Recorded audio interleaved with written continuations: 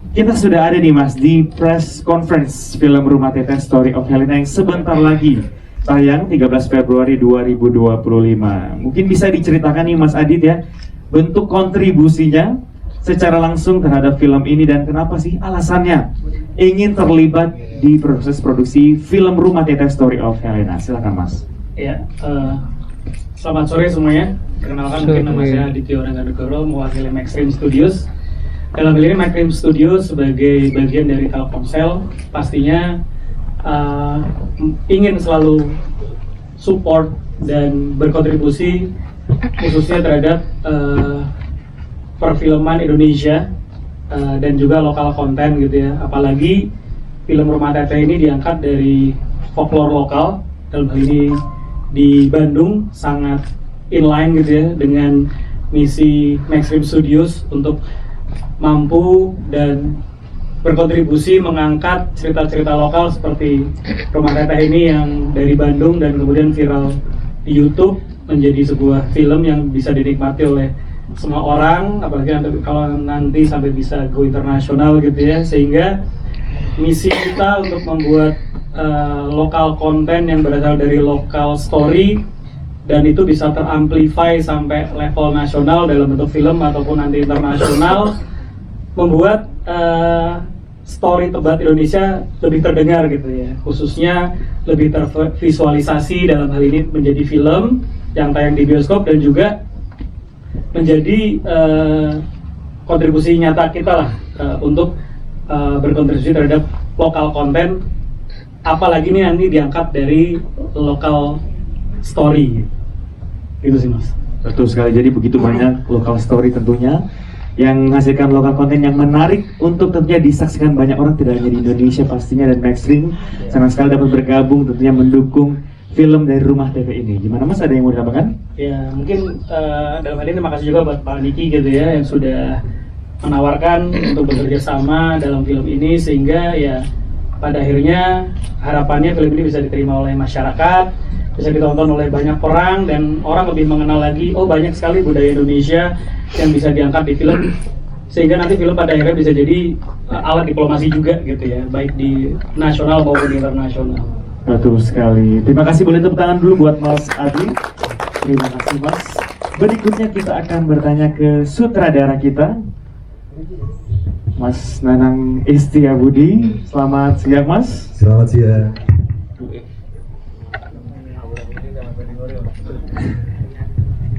Sebelumnya kami juga mengundang tentunya Dede Ali ya, betul ya? Dede Satria, mohon maaf, dan Ferdi Ali. Silakan dapat bergabung. Dede Satria dan Ferdi Ali boleh dapat bergabung. Boleh berikan tepuk tangan teman-teman. Ada di sisi sebelah kiri sana, tempat duduk yang masih kosong. Ini dia nih anak-anak kos yang nanti bakal kita tanyain juga ya, gimana keseruan syutingnya di film ini.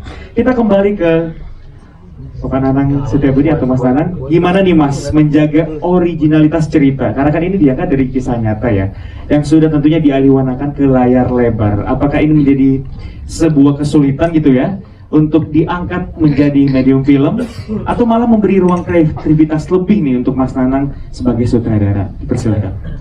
Terima kasih. Sebelumnya saya ucapkan Assalamualaikum warahmatullahi wabarakatuh. Waalaikumsalam warahmatullahi wabarakatuh. Ya, saya juga mau memperkenalkan diri. Nama saya Nanang Istiabudi. Ya, ini wajahnya wajah baru tapi stok lama. Jadi sudah hampir 10 tahunan lebih saya tidak menyutradarai film layar lebar. Jadi agak grogi nih, grogi berhadapan sama kawan-kawan media yang generasi Gen Z sekarang ini gitu. Oke, sebelumnya saya ucapkan terima kasih ya kepada Bapak Niki yang sudah memberikan kesempatan kepada saya, yang sudah berpuluh tahun tidak menyutradarai film, baru kali ini lagi menyutradarai film. Kemudian dari pihak Maxstream, terima kasih untuk kerjasamanya. Dan satu lagi sebenarnya orang yang paling dekat dengan saya untuk kerjasama dalam film ini, yaitu Bapak Deddy Mercy, ya, yang beliau juga salah satu produser di film ini. Nah, terus saya juga ucapkan terima kasih juga buat para pemain ya, para pemain semua yang sebenarnya pemain-pemain muda ganteng-ganteng. Ya, saya berharap juga ini kira-kira 10 tahun yang lalu saya juga gantengnya seperti ini. Ya, sama salah satu pemain yang paling tercantik yaitu Mbak Nova juga. Terima kasih untuk kerjasamanya di film ini.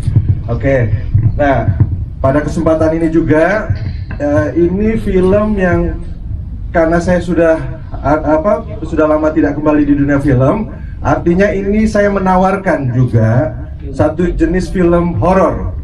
Ya, bergenre horor yang mungkin nanti kawan-kawan media bisa tulis.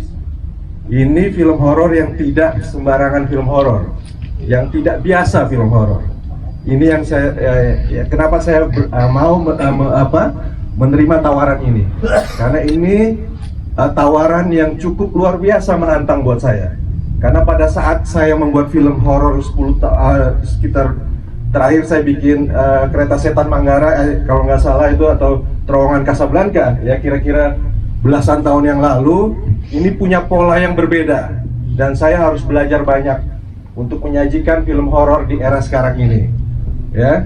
Jadi sekali lagi, kenapa saya berani menerima tawaran ini, bukan saja karena ini film dengan tema yang lokal ya Pak ya, dengan tema yang cukup sederhana. Saya mengharap cukup sederhana, yang dekat sama kita, yang sederhana dan dekat sama kita, yaitu cerita tentang anak-anak kos, tentang rumah kos-kosan yang barangkali karena kebetulan peristiwanya ada di Bandung, jadi kita ambil semuanya peristiwanya, lokasi dan pemain segala macam berbudaya Bandung atau Sunda lah gitu ya, Bandung kota gitu. Nah, ini kalau sebenarnya peristiwanya bisa di mana aja, di kos-kosan mana aja ya Pak Bri ya, di Jakarta bisa ya, di Surabaya bisa, di Makassar bisa, pokoknya semua bisa untuk tema-tema seperti ini. Nah, ini yang menarik ya. Kalau dari pertanyaan tadi ya, saya barangkali kesulitannya bagaimana saya meramu ini menjadi sebuah tontonan yang menarik ya, dengan setting yang cuma di sebuah rumah aja ya, sebuah rumah dengan yang kalau kita lihat, kita saksikan tadi, kalau setnya dari ruang ke ruang, dari halaman rumah dan lain sebagainya, pokoknya seputaran rumah itu. Nah, ini cukup menarik untuk saya tampilkan. Ini tantangan yang menarik buat saya. Karena apa? Karena biar supaya apa yang saya hadirkan ini nyampe kepada penontonnya. Pesan apa yang pesan apa yang di dalam tulisan itu, saya berusaha keras untuk saya sampaikan, untuk nyampe ke dalam penontonnya. Nah, saya berharap kawan-kawan yang sudah menyaksikan film ini bisa mendapat sesuatu, bukan saja cuma hiburan, tapi ada dari sisi sinematografi yang memang saya tawarkan di dalam film ini. Ya, jadi mungkin itu dulu yang bisa saya sampaikan. Siapa tahu nanti ada pertanyaan dari kawan-kawan. Terima kasih. Assalamualaikum warahmatullahi wabarakatuh. Saya Budi comeback ya setelah terakhir mungkin 2007-2008. Jadi aku perkenalkan dulu, nama saya Isabel Fry dan saya main sebagai Memi. Dan ini juga termasuk film pertama saya, dan juga film horor. Pas banget buat aku, pas aku dapat info, dapat news, kabar kalau aku keterima di sini, aku happy banget. Itu kan ya, karena aku udah lama ngomong kayak, aku pengen banget main di film horor. Aku itu I really want to play in a horror film, dan akhirnya jadi aku dapat kabar film pertama aku banget itu ternyata film horror sekeluar aku. Dan yang aku bisa lihat di film ini, yang aku that I can see from, cuma aku main bareng Maeva, aku cuma main sehari doang, kita tanya samaan, kita role-nya emang barengan. Dan dari aku sehari aja lihat di situ sebagai fans horor, aku udah sering nonton film horor yang emang bisa dibilang itu cuma modal jump scare doang. Jadi dia nggak menjual cerita, tapi dia itu cuma menjual kayak, oh yang penting penontonnya itu takut, yang penting mereka itu afraid of the film, yang penting mereka itu deg-degan aja gitu. Tapi di sini beda, Rumah Tete itu beda karena dia nggak jual jump scare, dia nggak cuma dikit-dikit itu nakutin penonton, tapi dia juga menjual cerita, dia menjual lore, there's a story behind this, gimana kalau penonton itu benar-benar menyaksikan, benar-benar watch this film, nonton film itu tuh mereka bisa dapat the story behind this gitu. Jadi emang cuma bukan modal cheap jump scare doang. Betul sekali, setuju ya teman-teman ya. Tadi kita disuguhkan tidak hanya jump scare aja, tapi ada sinematografi, ada chapter-chapter yang menarik di Iya, situ betul, ya. betul banget. Jadi memang suguhan terbaru dan sangat menarik nih dari film Rumah Titik. Terima kasih Isabella. Sama-sama. Dan berikutnya kita akan bergeser. Dan kita sekarang kehadiran tentunya yang juga akan bergabung secara langsung di sini. Ada Erdin Werdrayana, boleh terbelakang sebelah sini ya, boleh silakan. Akhirnya yang kita tunggu-tunggu ya, boleh silakan ke tengah. Ini dia nih Brinya ya, yang paling ditungguin dari tadi, silahkan. Tapi sebelum kita ke Bri, sekarang kita ngobrol sama geng kosan ya, anak-anak kos ya. Sebelah mana anak-anak kosnya? Oke, ada Kamil Rafif, Sani Fareza, dan juga Satria Danielo.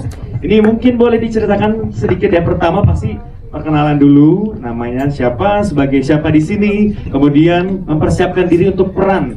Karena kan membutuhkan bonding yang kuat ya sebagai anak kos di sini.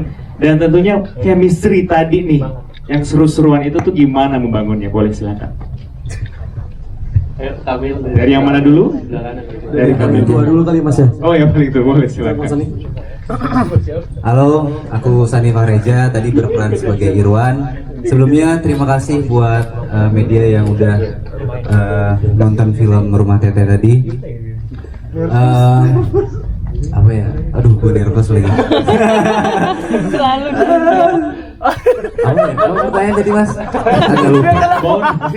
Sebagai siapa di sini, Iya. kemudian boundingnya untuk membangun Oke. chemistry sama kamu. Kebetulan dari beberapa dari kita udah ada yang saling kenal, jadi nggak sulit lah untuk bondingnya.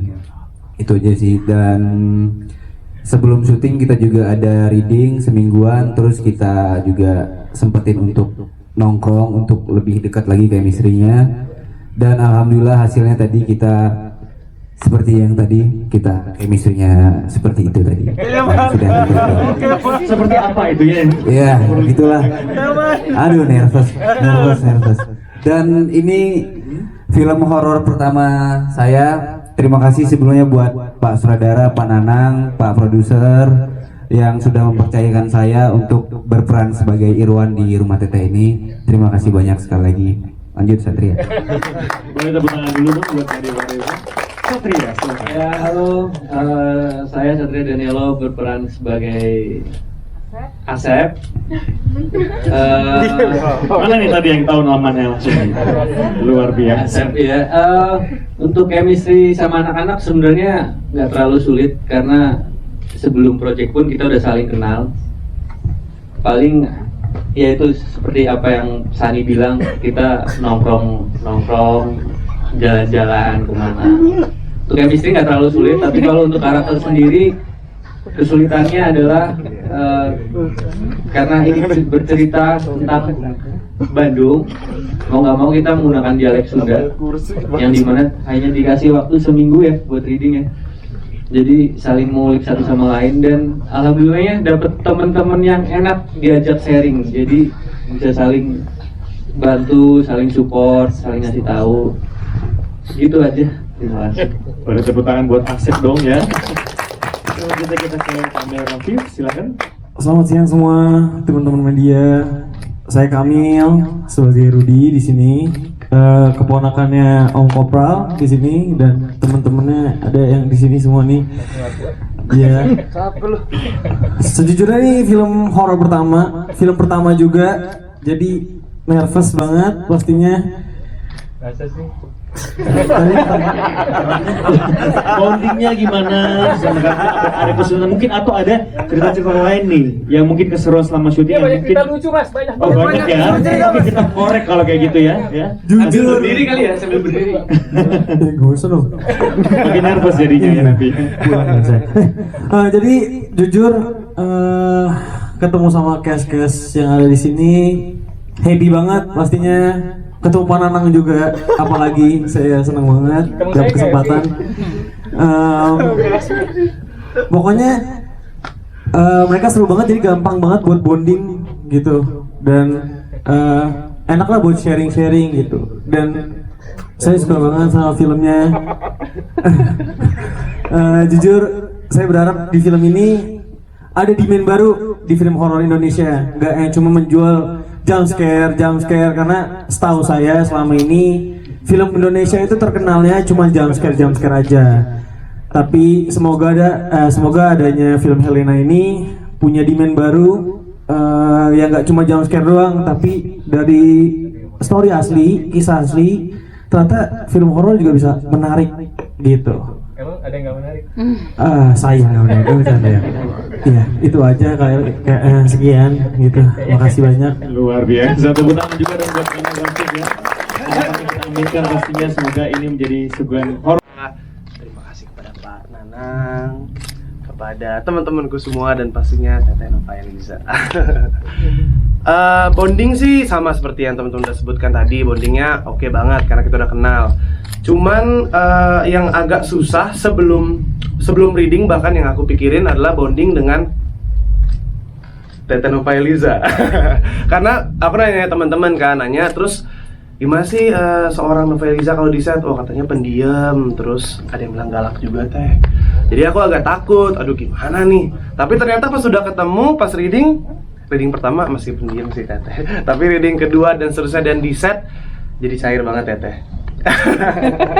Lu disenyumin doang. Nengok ke Akang Ferdi ya, Ferdi Ali. Ya Lanjut.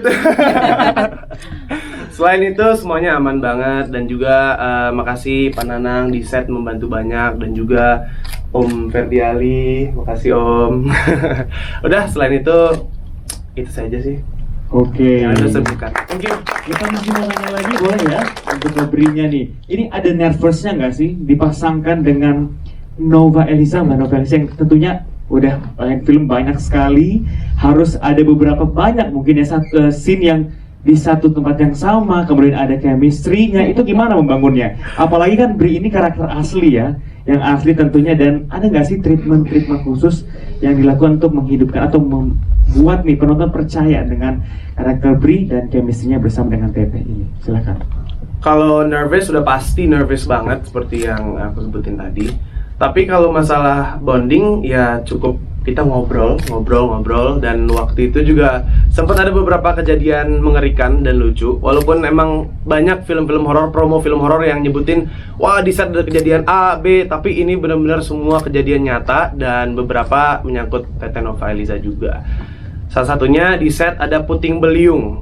Nah itu tuh yang menurut aku benar-benar buat kita semua bonding. Karena dari sana kita benar-benar ngobrolin film ini dan ngobrolnya dengan karakter masing-masing. Maksudnya menjadi karakter masing-masing. Sani, Dede, Satria, Philip, semua jadi karakter masing-masing di saat kita di Cirebon. Gak ada yang manggil nama asli, semuanya manggil nama peran. Dan menurut aku itu sebuah chemistry yang kita bahkan gak diskusi dan itu terjadi aja begitu. Dan menurut aku itu suatu hal yang spesial. Itu sih. Betul, jadi natural semuanya karena memang sudah dibiasakan dengan memanggil nama karakter masing-masing gitu ya. Iya benar. Betul, boleh tepuk tangan sekali lagi buat Erdin. Nah, sekarang kita ke Teteh nih. Boleh bergeser Teteh. Selamat siang. Sebagai seorang Teteh nih, ada nggak sih persiapan khusus nih? Karena tadi ada banyak sekali. Waduh, sebentar. Ini ada Teteh. Mohon maaf, bukan Teteh ini yang dipanggil ya. Halo. Teteh, boleh silakan lewat di tengah Teteh. Silakan teman-teman dikasih jalan buat Teteh dulu ya. Ini Teteh dari mana? Nanti kita tanya ya. Ya. harus banget gitu ya pas gue gitu ya lewat ya.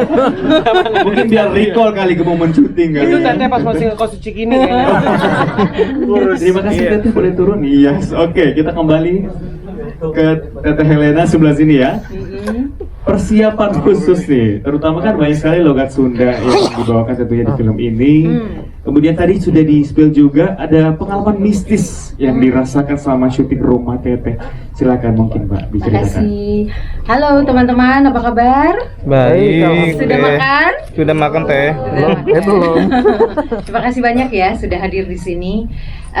Aku Nova Eliza, di sini berperan sebagai Helena dan Teteh.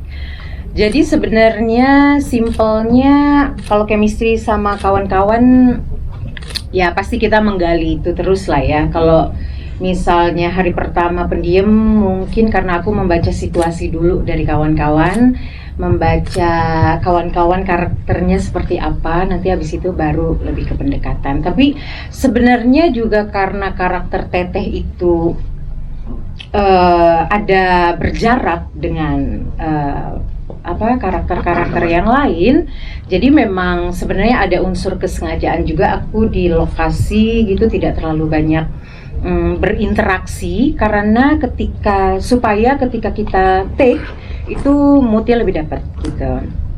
Jadi kalau buat aku sebagai pemain itu memang harus dibangun dari sebelum take dimulai gitu kan. Bahkan dari proses mulai reading itu sudah harus dimulai.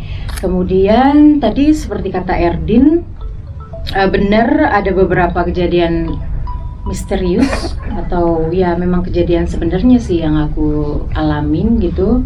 Pertama ketika syuting di danau itu yang harus ya adegan sama Erdin, pas mau masuk set itu aku melihat kasih tahu nggak Pak Bri? Nggak apa-apa dikasih tahu nih. Boleh ya? Nggak apa-apa. Sebenarnya ini udah aku bikin VT-nya juga udah aku bikin di TikTok sih sebenarnya. Dan aku melihat Tetehnya langsung sendiri sih yang di danau itu. Ada beberapa teteh-teteh yang lagi melihat proses syutingnya. Makanya ketika aku masuk itu kayak sesak nafas ya waktu itu ya. Sesak nafas dan hampir mau pingsan. Terus habis itu langsung masuk ke ruang makeup, terus datang bukan penunggu sih, lebih ke ustadz ya waktu itu. Kuncen ya, kuncennya itu terus langsung kayak doain dari belakang, entah diapain, sampai anget tekuk rasanya di belakang, terus ada kayak bekas tanda silang bintang gitu, dan itu baru hilang sekitar 3 minggu gitu. Itu yang pertama kejadiannya. Kejadian kedua juga di hotel. Ini beneran ya, bukan bohongan. Aku nggak suka yang bohong-bohongan. Ini aku alamin sendiri. Dan aku baru buka di depan Mas Nanang, Pak Niki yang lain, bahwa ketika di kamar hotel juga hari terakhir syuting, malam terakhir syuting itu aku inget banget kayak ada suara pasir di tembok kamar tidurku dan ada bisikan Helena gitu. Kemudian yang terakhir ya waktu promo kemarin di Bandung itu aku dengar suara anak kecil, kebetulan syutingnya di rumah Belanda, rumah kosong. Teman-teman yang lain nggak ada yang denger sih, cuman aku yang denger, dan itu aku langsung kabur. Nah dari situ aku berinisiatif untuk hubungin Pak Bri, penulis novelnya langsung, karena aku tuh kayak gini loh, kenapa kayak diikutin gitu? Karena waktu itu aku pulang ke Bali juga nempel tuh si entah siapapun itulah ya. Akhirnya aku hubungin melalui DM Instagram, aku nanya, Pak Bri, sebenarnya kamu tuh sama Teteh itu udah selesai belum sih kisahnya gitu loh. Kemudian dari situ kita video call, ternyata memang belum usai antara Pak Bri, penulis yang asli, dengan Helena gitu. Makanya sampai akhirnya kita video callan, dan Pak Bri juga bilang bahwa sebenarnya Helena itu masih ada, Teteh itu masih ada, masih izin, masih suka ketemu. Ternyata Pak Bri dengan Tetehnya itu sendiri, bahkan seminggu yang lalu ya masih ketemu ya Pak? Masih ketemu dengan merinding gak sih? Kok gue merinding sendiri sih ceritanya. Teman-teman ya? Jadi merinding terus, juga denger tuh. Iya, terus udah gitu aku pikir apa mungkin karena aku belum izin sama beliau langsung ya, makanya kok kayaknya terbayang-bayang terus. Gara-gara kejadian danau itu aku 2 bulan gak bisa tidur nyenyak gitu, sampai akhirnya melukat ke Bali segala gitu. So akhirnya ternyata Pak Bri bilang bahwa Helena atau Teteh itu masih ada. Aku tanya tampilannya seperti apa aslinya. Ternyata orangnya cantik, berkulit putih, memakai selendang kalau pergi kemana-mana. Terus udah gitu, dan ketika nanti malam akan premier itu minta dikosongin 1 kursi ya Pak ya, supaya kalau memang akan datang silahkan untuk menyaksikan gitu ya bareng-bareng. Bisa jadi ada di sini? Gimana?